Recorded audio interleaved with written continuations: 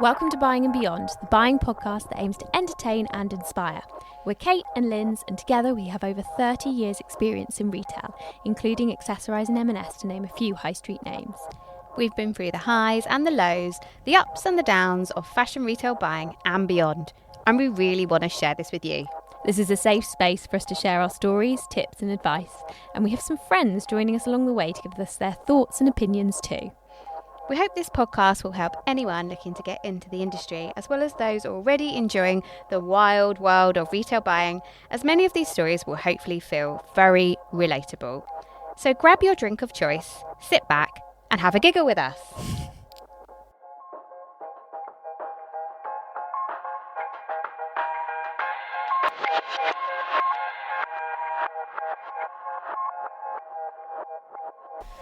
Okay, ready? Ready. Hi. Hi. Wow, our first episode. How exciting. So I'm Katie, And I'm Lindsay. and we can't believe that we are finally, after all this talk, finally starting our podcast. We met 15 years ago. Yeah, 15 plus. 15 or more years ago. First jobs straight out of university. Absolutely. Super excited to be getting into fashion buying. I went over to Lindsay on her first day, invited her to come for lunch. She did. And we've not stopped talking since. We have got so many stories through all the years that we've been working in fashion buying, which we hope will be very, very relatable. And also quite cringe. I'm sure everybody has a very cringing story to share. Yeah.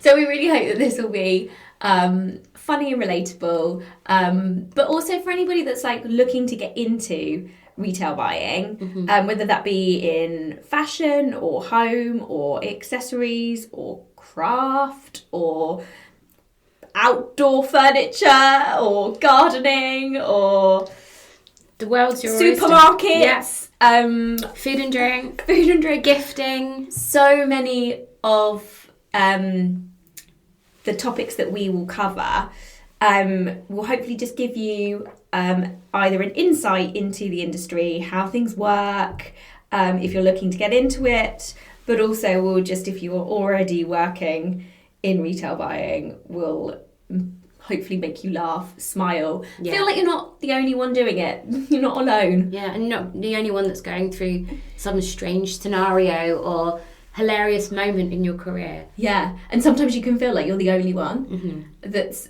you know, in that moment you just think, oh my god, this is never happened to anyone else. And I think that's definitely why we wanted to start this podcast, isn't it? Because we find it so therapeutic chatting to each other about certain experiences we're going through, or relatable problems that we can help each other out with, and it's like a bit of an outlet to something to where vent. like you like had a moment in your day where you've I don't know, just seen red and you're like, I cannot believe the injustice of what's happened.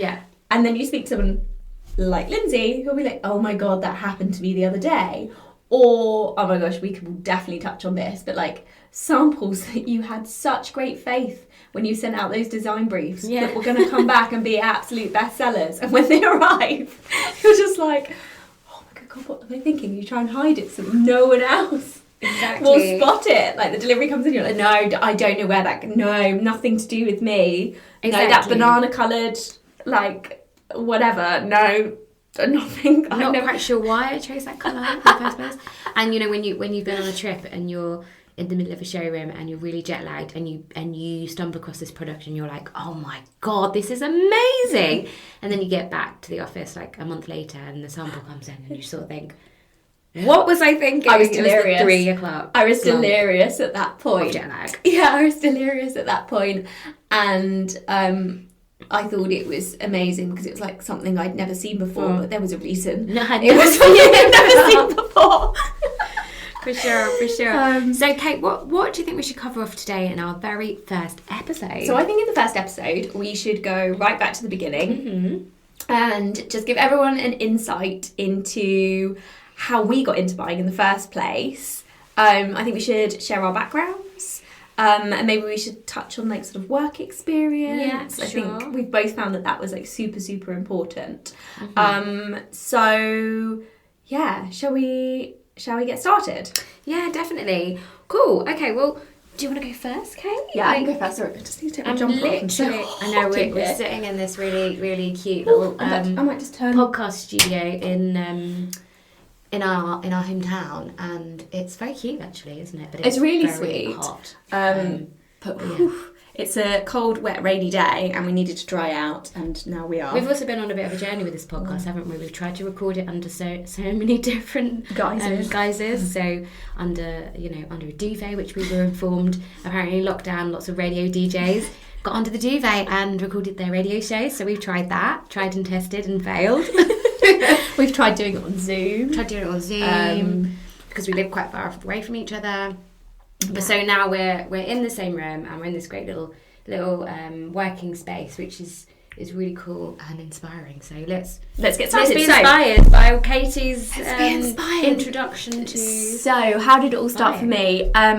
So I at school was always into the more creative subjects. I loved textiles and art and graphics. And sort of psychology and languages, so I was very much kind of like arts based, and I actually wanted to study all of those, but the careers advisor at school told me that I was too academic to do too many artsy subjects, and I wouldn't get anywhere in life. You were too academic. I know. That's definitely not what I would use to describe you. Oh, thanks. Cheers. In the most loving way. So she just, so she convinced... Not too academic, anyway. She convinced me that I had to... that I should take on a more science-based subject. So I took geography. Sure. I hadn't done it for GCSE, and I picked it up at A-level. Mm-hmm. So... I just think that was actually a major fail. I don't know why I went down the geography route. That was just... I did geography too. Did you? I mean, to be fair, with the travel that we do now... Yeah, I mean, it's quite helpful. I know. Although I don't think I learned that much in geography. I know where I'm going, at least. I definitely learn a lot more now from what I've done in the world. Yeah, but at least I can place it. Yeah, true. I understand a world map. I'm going to China. It's quite far away. Yes, or I'm going to India. It's not quite far away. My God, we're definitely not sounding academic now. But yeah, so really enjoyed all of those subjects at school. I actually didn't know buying was a thing. I don't know about you. Yeah, no, I didn't really. I didn't really understand how that it was a thing to get goods into a store. It is a whole industry. At that point, no idea about any of that. And I think a lot of people don't. Yeah, I remember my grandpa forever thought I worked in a store. Yes, like, he was like, so you work in the shop? And I was like, well, no, actually, Grandpa, like, I work behind the scenes a bit, and I think it's really hard for a lot of people to understand, like, well, how did the products arrive in the shop? They're just there. I think people just assume like the owner of or the manager of the shop buys all the stock, and that's it. Yeah, but there's a hell of a lot more to it than that. Yeah, and the product development and the negotiations and the balancing of the books and your profit and your margin and everything. But we digress. We do digress, sorry. So rewind yourself back to... So back to this. So I didn't know buying was a thing. I did an art foundation course. A lot of the sort of... I definitely wanted to do... There are a few courses I looked at. There's sort of like buying and marketing... fashion and marketing courses, fashion merchandising courses, that you didn't need an art foundation for, but they were a lot more... a lot less vocational maybe, and I wanted to still do something where I was involved in being kind of very hands-on and making things. So I did an art foundation, and then from there I then applied to do a course which had originally started as a fashion marketing course but very vocational, and they later changed it to be called retail buying, like fashion buying. So I did a dedicated fashion buying course, but I'd already signed up for it. And when I deferred to do this art foundation, they changed the course title. But it was super interesting course. You did everything from sourcing fabrics, pattern cutting, making garments, knitting, I was so machines. rubbish at the making garments part of See, I loved it. I wouldn't say it was my forte, but I definitely loved. We've definitely both sewn 2 sleeves together. You know, yeah, one arm. We made a whole collection. Yeah. We made kids' clothes, and at the end of it, I made a whole collection where we did the marketing for it as well, and then we set up a whole store of like, this is how I'd merchandise it. These are the price points I do. These are the labels. Like we did sew in labels, and we did like tags and things. It was so detailed. It was so detailed, and you worked out your profit and margin and loss and everything on it as well, and it really gave me like an all-rounded view on buying. And we should definitely give our listeners sort of a bit of an overview on the website on sort of some courses that we see available today that are quite interesting, look like some of the pathways that we took. So definitely check out our website for some top tips on that. Yeah, definitely. Like there's so many courses out there, like university courses. You don't have to do like a full 3-year one now. There's so much more out there. And more like in real life, like in the field. Yeah. I like to say. Well, I definitely think like work experience is important. But I think that in itself is like a whole separate topic, talking about work experience. But how did you find it? Like get started? You were quite creative at school as well. Yeah, I was. I'd say I did most of the arts in my A-levels. But I also did geography. There must be something in there. I think people think it's colouring in, don't they? That's what it is. You know, I mean, so it's got a creative element of colouring. It's got a creative aspect to geography. Yeah, but it's quite funny, isn't it, that is like a link with a lot of creative people. Maybe it is the travelling. Maybe you're right. So yeah, I did art and design and design at school, and then I left and did a foundation course as well. But I specialised in costume, which was a bit. I think I think when I left school, I thought I wanted to get into fashion, and then I found this course on costume, and I thought, oh, actually, that looks quite interesting. And I think when you leave school, you don't really know what you want to do you? I don't think. There's a lot of people that do know what they want to do, but I don't think you know that there are all these kind of jobs out there. No, not at all. I think you very much kind of, or definitely when we were younger, I remember it being like a teacher, a doctor, a policeman, like they were quite classic roles. Yeah. And actually, gosh, you could be a set designer. That's what I wanted to be. So you could have done costumes, I could have done set design. There was set design within this foundation. Absolutely fascinating things that you didn't realise were roles, and like to be able to like explore that, like I just think that's amazing to be able to do something so creative day in, day out. Yeah, definitely. And I think a lot of people get a bit stifled when they leave and they think they have to go and do the real specific thing they're going to end up doing. And I think my advice to anybody would be just follow a passion that you have at that time. So at that time I had a passion in costume and the theatre and all that kind of stuff. And that still led me to fashion, but it kind of taught me pattern cutting for costume is very different from pattern cutting for fashion, and it taught me a lot more expertise skills. Yeah. But also allowed me to explore like a lot of different other things like set design.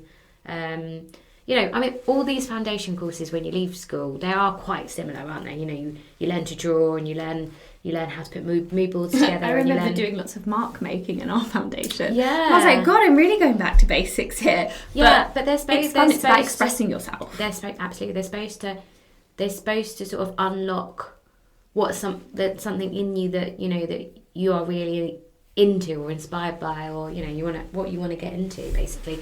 So yes, I did. I'm going on a bit here, but it was a really, really interesting course, and then I kind of finished it and didn't really know where I wanted to take it, so I took a year out, and I went to work for a property company actually in Mayfair, which is completely different, completely random. Although I love looking around people's houses. I know. And I can imagine in Mayfair there must have been some absolutely amazing. Maybe is that where your whole like love for interior design has stemmed from? Maybe, and I didn't know it. Like, not till I'm talking about it now. Maybe that's where the fire was ignited. Stoked.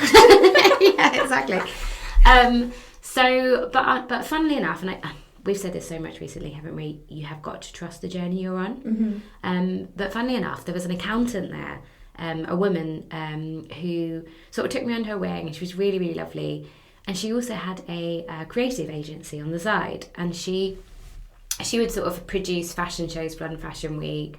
She worked with a lot of up-and-coming designers. She had her own little shop in Carnaby Street, and we kind of really hit it off. And she, like I say, she took me under her wing, and I did like quite a lot of work experience for her, and ended up meeting loads of designers, and ended up dressing at some shows at Fashion Week.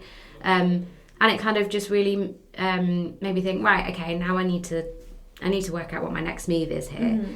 So I then enrolled on a fashion design and marketing course at London College of Fashion, and started to sort of really explore the whole fashion and business side of the fashion industry. And I think my course was great. Like I did sort of enjoy the making side of it, but it did kind of make me feel a bit frustrated, because I think when you think of fashion, everybody jumps to, oh, I'm going to become a fashion designer. Be a designer, yeah. But actually, that was not something that I particularly enjoyed, but I really enjoyed the business marketing side of it. I think sometimes the thing with design, and this is a really sweeping statement which you have to be careful of, but I think sometimes you have dreams when you're younger of being a fashion designer, but being someone like Vivienne Westwood. Yeah, exactly. Do you know what I mean? And you do like these most creative pieces that actually aren't that commercial or wearable necessarily, but they're so inspirational. Mm-hmm. And actually, if you go into doing fashion design, and this is what I learned on my course at least, was you are often working with a very commercial shape and maybe just changing something slightly each season. Yeah. So changing based on, what you're seeing off the catwalk, but it might be just a really basic t-shirt with then a balloon sleeve. Yeah. And then actually the next year you're changing that, but just doing like a cat sleeve. Classic. And I was like, I'm not sure if that's, for me, I don't know if that's enough. Yeah. And like, yes, you can choose the different fabrics and things like that, but I was like, oh, this is like, that's great. And I'm sure that, that would be really fun to do all the sourcing and coming up with new fabrics and ideas and designs. But I want a bit more of like, how does it sell and how does it work, and understand, I guess it's the psychology behind the behaviour of someone buying something. Why do they want to buy it? And understanding a bit more about like the pricing and the costing and sort of the end to end of getting it to market. And I think I wanted to be more of a I don't know how to like word a strategist. More of it, yeah. Like I love the creativity, and I could admire that, and I could really. And I could work with a designer. Yeah.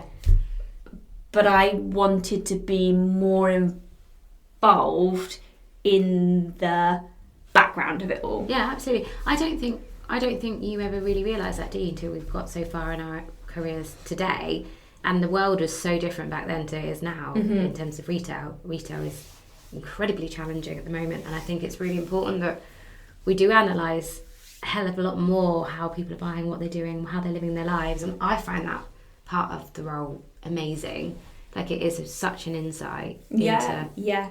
And it's interesting, isn't it? I mean, talking about how things are now, which I'm sure we'll cover again at another point, it's really interesting to see how many companies will just rely on data. Yes. And everyone needs to just be data driven. And yes, data is so important, and it needs to be used to help you to confirm that your gut feeling is right. Yes. But you need to have that gut feeling, and you need to have that creativity, and it's getting that really fine balance of everything being so automated now and algorithm based.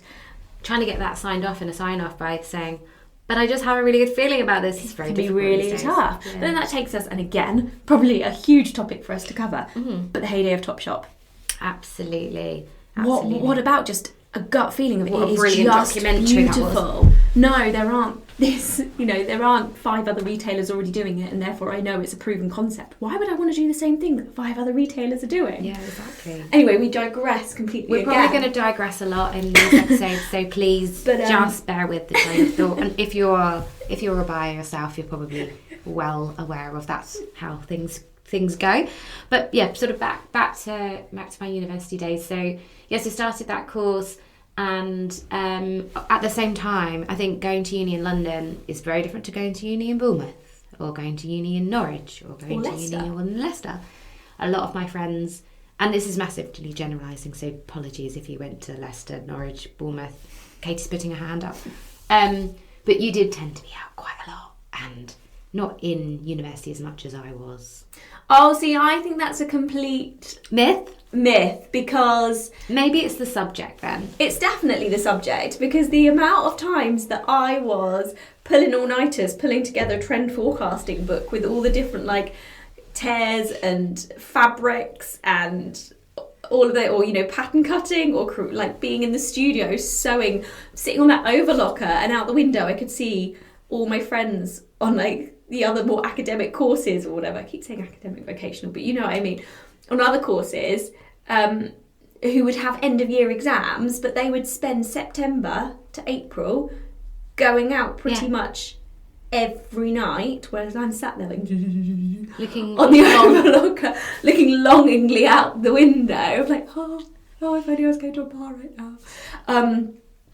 And then they have that intense period, but we had exams as well, but it was very much like, you've got to be determined to succeed in something where you've got to put so much. It's a good start, isn't it, as well in life, because you definitely have to be determined to be in this industry. Yeah, there is some really, really low moments. Yeah, and some really, really high moments. You have to be really focused. You have to really, really want to be in it. You have to really want it, because as I remember them telling us many a time when we first started out, there's 1,000 others that want your job. Yeah, like if you don't want to do this, someone else will walk in the door and do it. So you really have to have that determination and that drive to succeed. We definitely had a boot camp buying start, didn't we? We definitely used to say, so Katie was slightly senior to me where we first started out.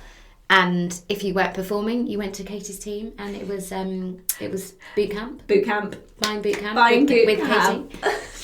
Come on, toe the line. But that's where you really did. It stood me in good stead. Yeah, and it's how we got to where we are today. Yeah, for sure. And you bond so much. Like I think it's definitely like it's that buying admin assistant level when you first start out that you make some of your best friends in life, because it's like you're in the trenches together. You are in the trenches together, for sure. And we've got so many funny stories, so we definitely encourage everybody to write in and share their funny stories, but we have been reaching out to some friends in the industry just to get us started. Have a bit of retail therapy. And it's been retail therapy, hasn't it? And they've sent in some absolutely hilarious stories, which we're going to be reading out and having a little chuckle over, so watch this space on that one. But just to wrap up on where I sort of ended up with my course, it was very much about work experience on my course. You had to do the course and work in industry at the same time. So I did probably about three internships at once. At one point, I think I was doing my course. I was working for French Connection in their marketing department. I was working for an up-and-coming fashion designer who was showing in Paris, ready-to-wear show. And then I think I was then still helping out at this creative agency, dressing and doing like fashion events and stuff like that. So you had fingers in lots of pies and making so many connections. Absolutely, I just didn't really sleep that much. But what about you, Kate? What was your work experience? Well, So I felt really lucky that my tutors were all retail buyers themselves. So either had been, or some were still part-time working, or had partners. So one of my tutors, she'd been head of buying. One of my tutors had been a buyer at Topman, and her husband still worked there. We had a lot of links with people in the industry, and it was really exciting to be so close to sort of actual buyers, and we had they're real people, and we had live projects that were set by retailers. So we would be set the projects, we'd need to go away, come up with our creations, and then we would pitch to them. So you'd have Next or M&S or whoever, and a panel of them turn up, and you'd sit there and you'd pitch to them. And it was so daunting, but it set me up for like years and years of presenting. Which is such a big part of the role. Isn't it? And you've got to have that confidence, and also you've got to be able to take... You've got criticism. I'm so bad at that. And Once someone said to me, you're very defensive. I've never been called defensive. I mean, I think it's more like just a passion for the products I'm presenting. Yeah, and that's the way it can be kind of, it's that sensitivity because it's your ideas and it's what you've come up with. And you've been working like 6 to 9 months on. Yeah, you've been doing all-nighters on. Yeah. And you feel really strongly for it, and then for someone to pick it apart can be really quite. So you have to build this like strong outer shell, really, don't you?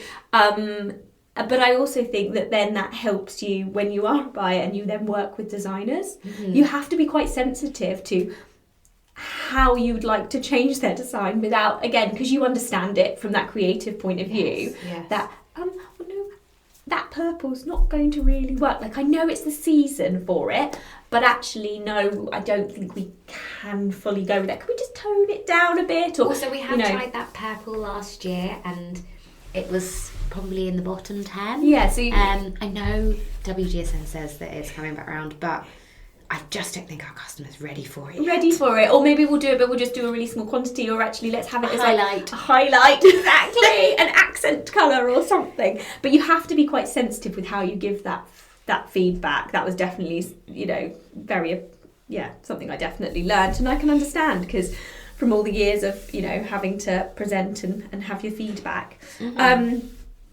So I loved having that connection to the industry, and like you, it's just like meeting people, and through that I managed to get some work experience. One of my university friends, actually, she did a project. She won a job. She won a job? She won a job. Okay. I know, so the prize was to have like a position. Yeah. Working with Alan Sugar. Yeah. More on Alan Sugar. More on Alan Sugar today. But it was an amazing prize, and like I'm still so impressed, proud and jealous that she got that opportunity. Others it was like, to have your designs made and sold in store, which again is like an incredible thing, but to actually win a job is just insane. Especially when you're at uni, like you're set up. You don't just look longingly out the window anymore. You can go and join them. You're good. You got your first, foot on the rung. So yes, I did some work experience too. I did some working for Arcadia, and then also for Accessorize too. I'd been working there. I'd been working in the store on a Saturday for a bit of extra cash, and then a buyer happened to walk in. And again, trust the journey you're on. Yeah, trust the journey and speak to people. Yes. Make those connections. We're always stopping. I mean, even on the way here, we stopped in a really cute little independent shop near where I live, and we're just chatting away to the business owner. And I think that's just another thing, isn't it? Like, you really have to be very passionate about what you do in this industry. Want to talk about it quite a lot of your spare time, and ask people about how their experiences and all that kind of stuff. So yeah, definitely. Get out there, talk to everybody, talk to absolutely everybody, and talk to people that don't even know anything about buying, and educate them and show them your passion. And you never know, they might know someone's brother's, uncle's, son's, Yeah, or there could just be something working in a dog completely different, interesting. That ends up like being something that you can then use, like a micro trend or something, someone that's completely out of any of the things, but I don't know, coffee is suddenly like a big thing. We all know like having like freshly ground beans and things is like, it's absolutely booming, and the gin industry was doing that a few years ago, and now it's coffee, and that then influences, that then like filters through, and then there's a real kind of trend at the moment for kind of those kind of chocolatey tones and those neutral tones. Well, has that come from the coffee bean? Like, so many of these things have got links, and they might not be in the industry, they might be outside of it, but it all has like a cause and effect. Yeah, definitely. Definitely. But yeah, so we've had quite different experiences, haven't we? Definitely have. And I think that makes us complement each other, Kate. That's probably why we work so well together. Yeah, because we each bring something different to the table. Yes, we do. But I think we're definitely agreed on like sort of 3 top things in terms of like how to kind of like break into the industry, right? Yes, definitely. 3 things that I think that we've talked about quite a bit already in this episode. But number 1 would be do what you love. So study the subjects that you enjoy, because they will take you places. I think we both talked about things that we've really enjoyed doing, how maybe I was encouraged to do something that wasn't quite what I wanted to do, but actually I stuck to what I wanted to do. Yeah. They will take you places. Work experience. immersing yourself in the industry.